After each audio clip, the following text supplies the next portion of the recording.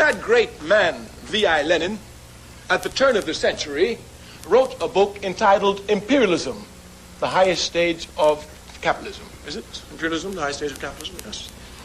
If one would read this little pamphlet, one would see here that Mr. Lenin had precisely pointed out that all of the world had already been conquered and divided by colonial powers. There was no else in the world left to be conquered or divided by colonial powers. This is the time when Zionism comes to rise.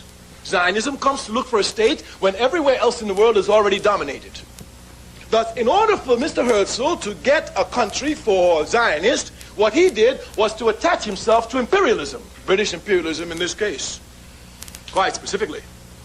Of course, as an African who suffered under the heels of British imperialism, I can have no love for it, and certainly I cannot love anyone who attaches themselves to it and attaches themselves to it for the foundation of a state and then call this a liberation movement. Liberation movements fight against imperialism, not with it. Clearly here. Yes.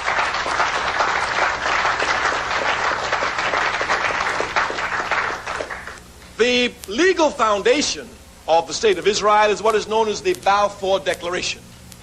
This declaration was issued in 1917. A man in the government of Britain named Balfour wrote a paper and promised the Jews a national home. The national home he promised them was an area which Britain was colonizing, Palestine. Palestine didn't belong to the British, just like Ireland doesn't belong to the British, even though they have troops there.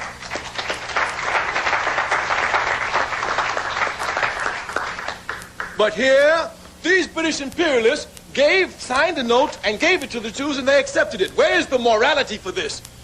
If you say that Israel belongs to you, then you don't go to a thief to get Israel, you go and take it.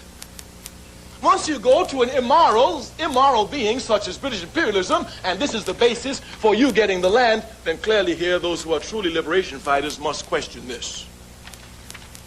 The basis, we say, is the Balfour Declaration, and Zionists know it.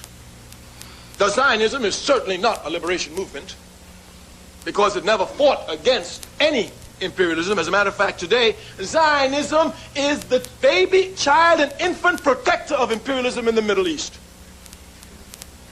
It carries out the interests of American imperialism. As a matter of fact, Zionism and American imperialism is like this. If our tax dollars would stop giving money to Israel, the state would sink tomorrow. And certainly no one can deny that American imperialism is the leading imperialist nation in the world.